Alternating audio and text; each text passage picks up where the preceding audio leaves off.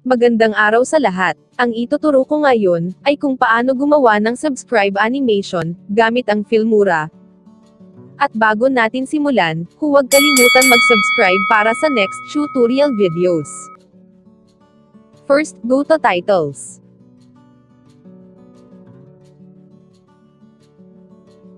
E-select yung lower third one, tapos e-drag pababa.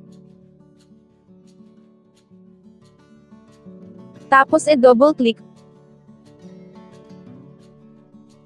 E-click yung advance.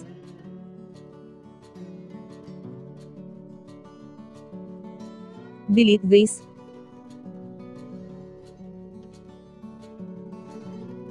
Also this. E-double click ito. Tapos change this text to subscribe.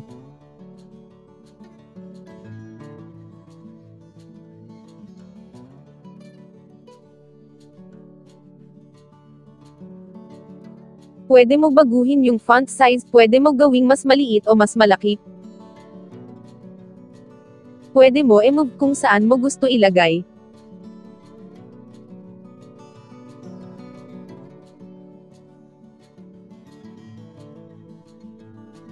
Pwede mo rin baguhin yung font style.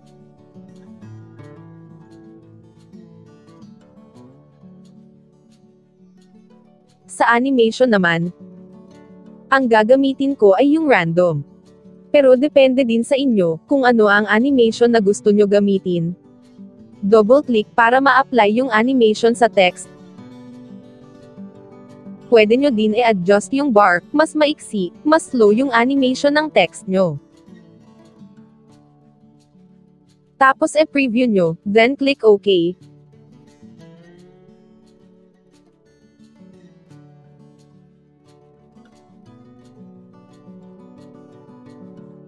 Tapos e-click nyo yung media. Then select sample color, maraming color na pwede gamitin, pero ngayon, pula ang pipiliin natin. E-drag nyo pababa. So ngayon, nasa likod yung subscribes text natin. So e-interchange nyo muna yung dalawang layer. Tapos e-adjust nyo yung location ng text. After that, e-lock nyo layer ng text. Tapos i-click new layer ng background color na pula. Tapos i-adjust nyo yung size ng background layer na pula.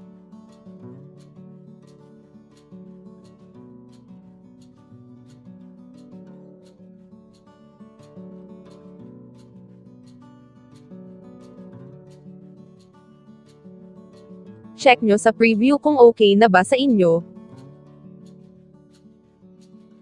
After that, hanap tayo ng background sound effects.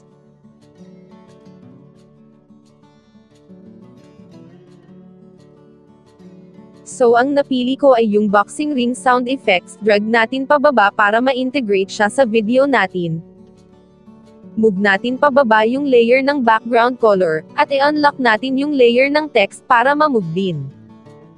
After that i-preview natin.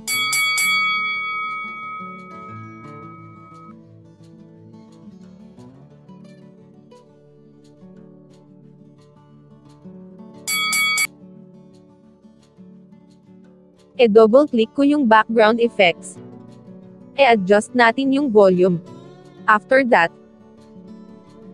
e-lock nyo yung layer ng background color at yung text. Para di siya masama pag-crop natin sa background effects. Tapos e-move nyo yung background effects.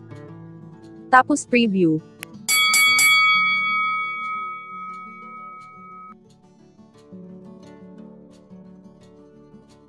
E-adjust din natin duration ng text at duration ng background color, tapos preview uli.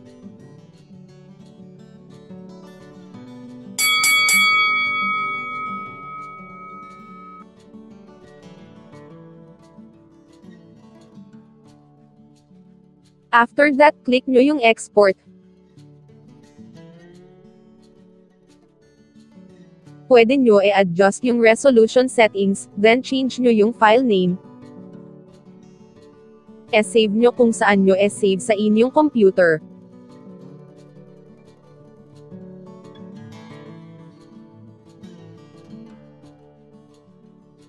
Tapos click nyo yung export. Hanapin nyo file at i-drag nyo sa Filmora.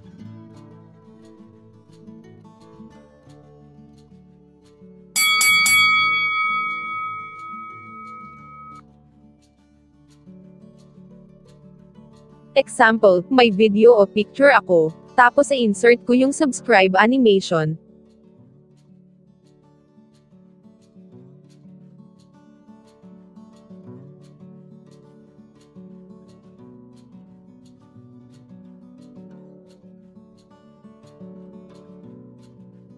Baka magtaka kayo kung bakit color black lang yung makita. So dito magsimula yung magic.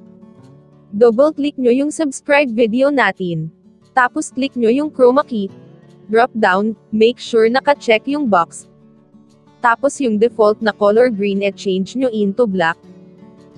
Tapos hit OK. So ang purpose nitong chroma key is kung gagamit ka ng green screen, preview nyo uli.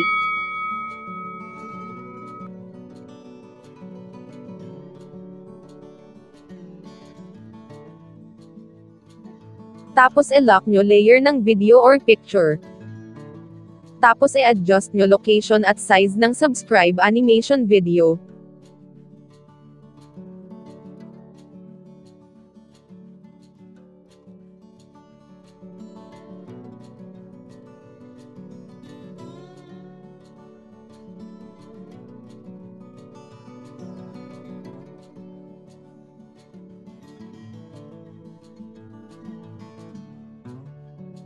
Preview nyo uli.